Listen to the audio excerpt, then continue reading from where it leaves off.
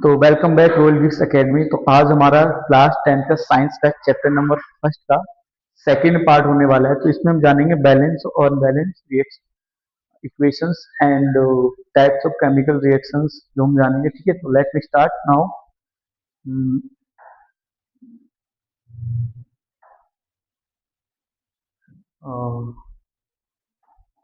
ठीक है, तो balance equations, balance chemical equations.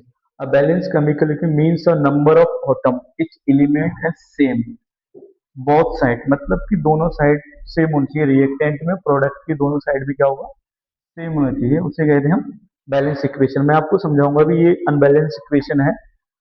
ठीक है, अभी मैं बताऊंगा एलएचएस के थ्रू, आरएचएस के थ्रू, रूल के अकॉर्डिंग समझाऊंगा दोनों तरफ से। ठीक है, तो आगे चलते हैं, थोड़ा सा समझते हैं। बट ये आपको याद ध्यान रखना, जो बैलेंस इक्वेशन रहती है वो दोनों साइड के एटम्स के नंबर क्या होने चाहिए, बराबर होने चाहिए, वो बैलेंस इक्वेशन होती है। ठीक है, आगे चलते हैं, इसे रफ कर लेते हैं, फिर हम समझेंगे। ठीक है,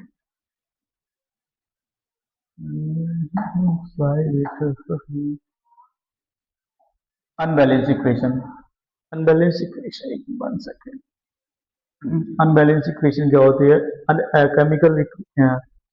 chemical equation where the number of atom each element not equal, मतलब दोनों साइड क्या होते हैं, एटम के एलिमेंट के जो नंबर होते हैं अनइक्वल होते हैं reaction and both side. For this example मैं एक एग्जांपल लेता हूँ, H प्लस O2, तो ये हो जाएगा H2O,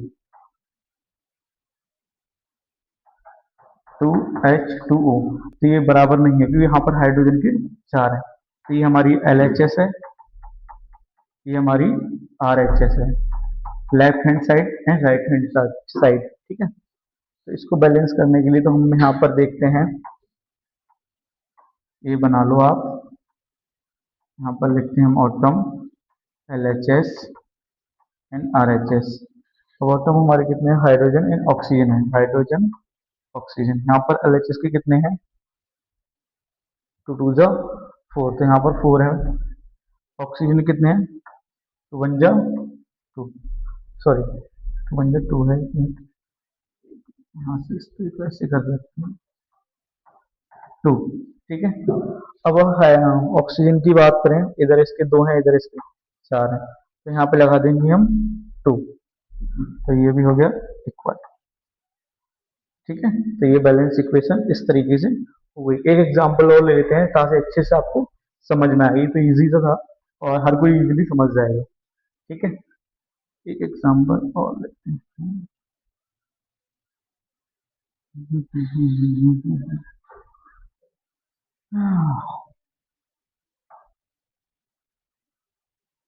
Zn plus hydrogen sulphur.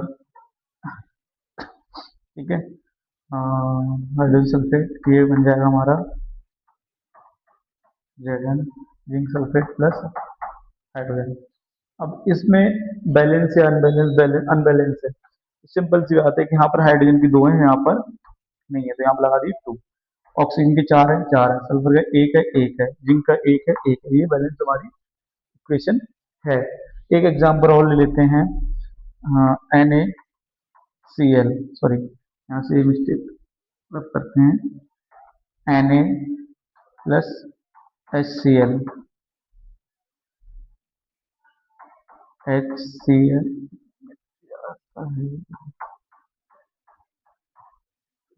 NaCl hydrogen.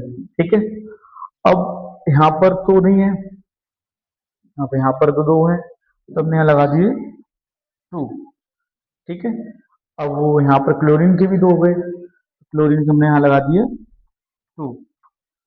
ठीक है, अब यहाँ पर हमें सोडियम भी यहाँ पर लगा, तो यहाँ पर हम लगा दिए 2। तो ये हमारी बैलेंस इक्वेशन हो गई। ठीक है, आप ऐसी 6 7 अपनी तरीके से जब आप पढ़ने बैठोगे तो प्रैक्टिस करोगे ज्यादा ज्यादा क्वेश्चंस की, तो ज्यादा से आपको इजीली समझ में आ जाएगा। ठीक है, अगर आपने प्रैक्टिस नहीं करी और आप क्वेश्चन नहीं करोगे, आप लेक्चर देख के या कोई भी चीज देख लो, लेक्चर कोई वीडियो देख लो, यूट्यूब बहुत सारी वीडियो पढ़ाते हैं टीचर्स, ऑफलाइन भी पढ़ते हुए आप लोग, अगर आप सिर्फ लेक्चर देख के समझ के कर कि हमने रख दिया, तो आपको दुनिया की कोई ताकत नहीं आपको समझा सके थे केमिस्ट्री, क्योंकि अगर आप प्रैक्टिस नहीं करोगे, मोस्ट प्रैक्टिकल लर्निंग आपको बैठ के पढ़ना ही पड़ेगा, सेल्फ स्टडी बहुत ज्यादा जरूरत है। ठीक है, आगे चलते हैं हम लोग।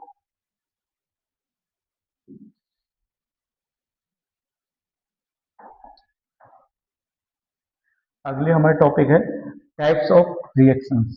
तो सबसे पहले हमारा कॉम्बिनेशन रिएक्शन, फिर डिकॉम्बिनेशन रिएक्शन, डिस्प्लेसमेंट, डबल डिस्प्लेसमेंट और रिडक्शन और ऑक्सीडेशन भी है। रिडक्शन ऑक्सीडेशन है, दो हैं, एक आगे भी है ऑक्सीडेशन रिडक्शन।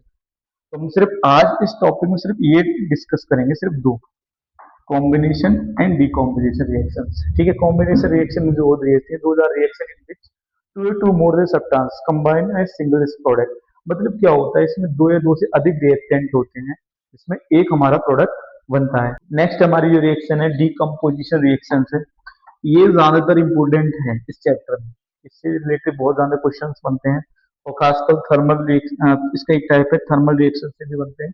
ठीक है, decompose reaction in which single compound break down, मतलब सिंगल जो कंपाउंड है, सिंगल रिएक्टेंट बोल सकते हैं, break down into two more similar substance हैं, two two more than product हमारे इससे बनते हैं। ठीक है, तो जनरली इसके जैसे एक एग्जांपल जैसे यहाँ पर लिया है ए बी, तो इसे हीट करा है तो ए प्लस बी बन जाता हमारा, A plus B. Decompose reaction in chemical, यहाँ भी वही लाइन लिखी हुई है। जनरली ये बात करें तो इसमें हम थोड़ा डिफाइन से समझते हैं। Thermal reaction, electrolyte reaction, decompose और फोटो इलास्टिक डीकम्पोज। ठीक है, यहाँ पर ये अलग अलग दिए, कैल्शियम कार्बोनेट को जब हीट करेंगे तो calcium oxide plus water sorry carbon dioxide अलग हो जाएगी। यहाँ पर जब इलेक्ट्रो ऑक्साइड जब करेंगे तो इसमें ऑक्सीजन अलग हो जाता है, हमारा हाइड्रोजन अलग हो जाएगी। फिर हमारा photo elastic decompose, silver chloride अलग करेंगे सनलाइट की परसेंस में, तो हमारा सिल्वर अलग और क्लोरीन अलग हो जाएगा, सिल्वर क्लोराइड सिल्वर, तो सिल्वर अलग, क्लोरीन जो गैस हमारी अलग हो जाती है। ये जनरली यूज जो होती है, यहाँ पर क्वेश्चन आता है फोटोग्राफी में यूज होती है। ठीक है, अब आगे चलते हैं। अब हम ये पढ़ते हैं थर्मल रिएक्शंस। इसके जो मैं दो तीन इक्वेशन अभी बताऊंगा वो बहुत ज्यादा इंपॉर्टेंट है, ज्यादातर एग्जाम में भी आता है, उसमें कलर पूछ लिया जाएगा या फिर कुछ भी पूछ लिया जाएगा, वो आपको याद रखना है। ठीक है,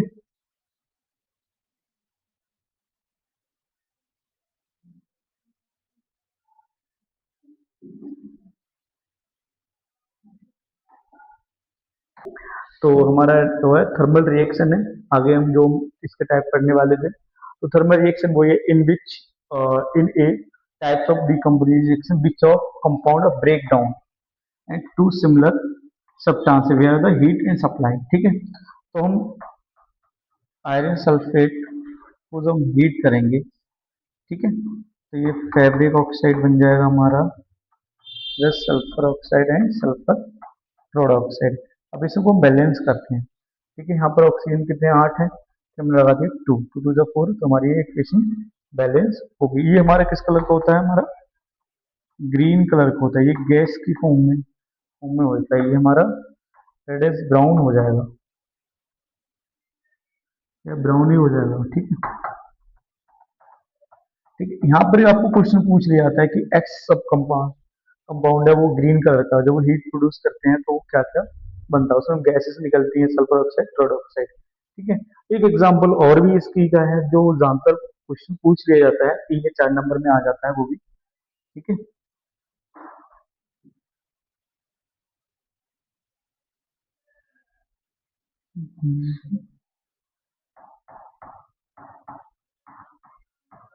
ठीक है, जब इससे लीड नाइट्रेट को जब हीट करते हैं प्लस नाइट्रोजन प्लस ऑक्सीजन, इसको हम बैलेंस करते हैं। नाइट्रोजन यहाँ पर कितने हो गए, नाइट्रोजन की 8 है, 4 लगा दिया तो ये हो गया।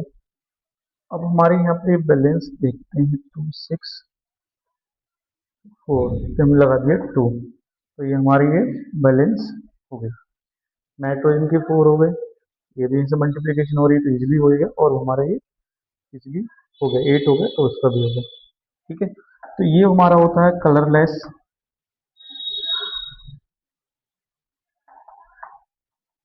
और ये हमारा येलो कलर में कन्वर्ट हो जाता है, किस कलर में होता है, येलो कलर में।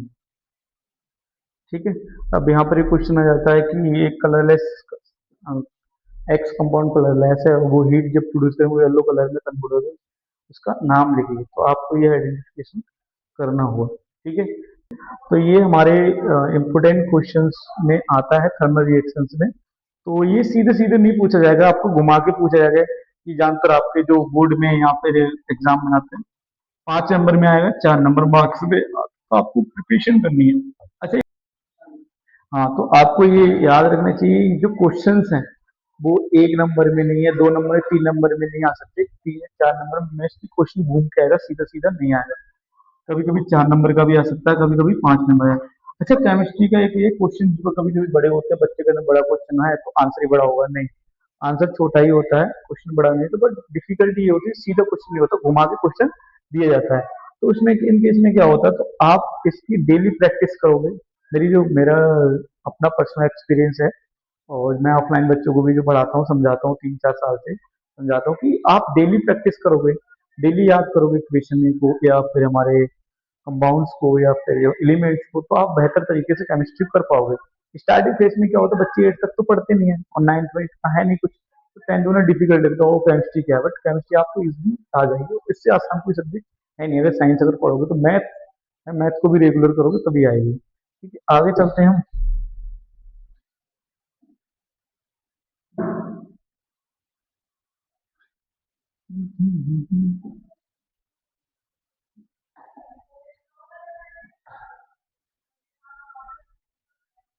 ठीक है, अब अपना को इसको यहाँ ले आते हैं, ये रहने दो। ठीक है, electrize decompose reaction and electrize decompose reaction in which types of decompose reaction which of compound break down, इसमें वो ये ब्रेक डाउन इसमें क्या होगा।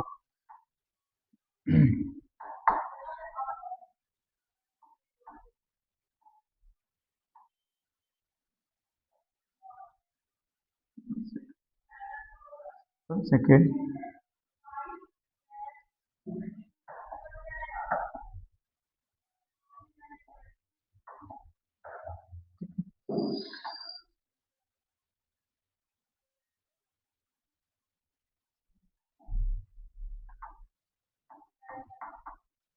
टू एच टू हो, जब है इसे इलेक्ट्राइज करेंगे, थोड़ा सा बड़ा लिखना पड़ेगा तो इसको रफ करते हैं।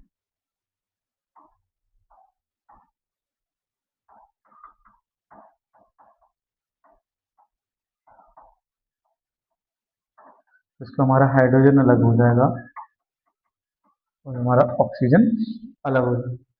ठीक है, तो ये भी एक ऐसे आ जाता है क्वेश्चन, एग्जाम्पल में पूछ लिया जाएगा आपको, तो आपको सही से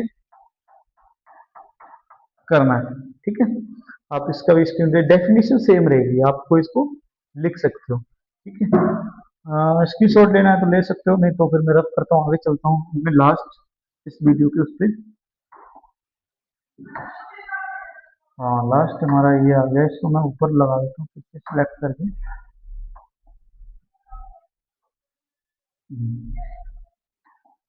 इसमें थोड़ा सा ये कलर चला देंगे। ठीक है, इसमें भी वही है, photoplast decompose reactions is a types of decompose reaction which of compound break down similar substances substance और sunlight absence presence of sunlight light energy। ठीक है, जब हम सिल्वर क्लोराइड को लाइट की प्रेजेंस में लाते हैं तो सिल्वर हमारा अलग हो जाएगा, क्लोराइड हमारा अलग हो जाता है। ठीक है, तो ये इसके कुछ की पॉइंट है, और एक चीज और बता देता हूँ, ये जो हमारी यूज ऑफ फोटोग्राफी में यूज होती है, this reaction is the survive the dark.